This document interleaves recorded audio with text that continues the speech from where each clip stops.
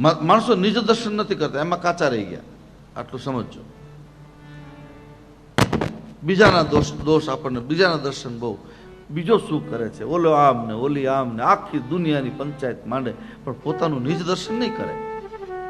હું શું કરું છું? બીજાના પગલા કેમ પડે છે જોવા રહેશું તો આપણા પગલા ક્યારેક આડાવડા થઈ જશે, પડી જશું તો ફ્રેક્ચર થઈ જશે.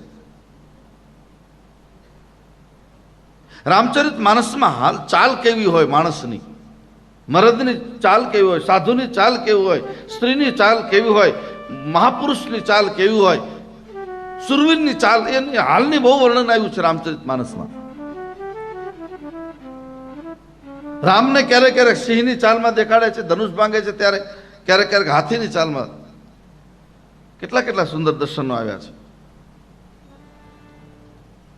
સ્વદર્શન કરો, ઠાકોરજી બહુ રાજી થશે.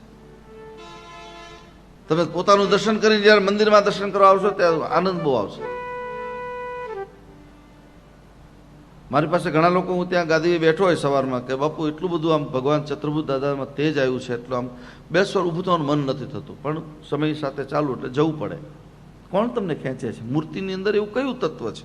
કારણ કે ત્યાં નિજ દર્શન આવ્યું. ધીરે ધીરે ધીરે આપણને આપણો જ્યારે સ્વભાવ સમજાતો થઈ જશે, પછી કોઈમાં આસક્તિ નહીં લાગે. રૂપ કોઈ માત્ર હોય તો જગતમાં કોઈ સ્ત્રી કે પુરુષનું રૂપ એ નાશવંત છે, એ ગમે ત્યારે લાકડા ભેગું સળગી જવાનું છે. એક શાશ્વત સ્વરૂપ કોઈ હોય તો મારા ચતુર્ભુજ નારાયણનું છે.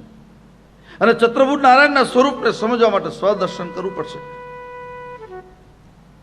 આ 30 દિવસની આપણી આ કથા, એ કથા દરમિયાન આપણે બધા સાથે મળીને, હું તમે બધા આપણે સ્વદર્શન કરતા શીખવું છે,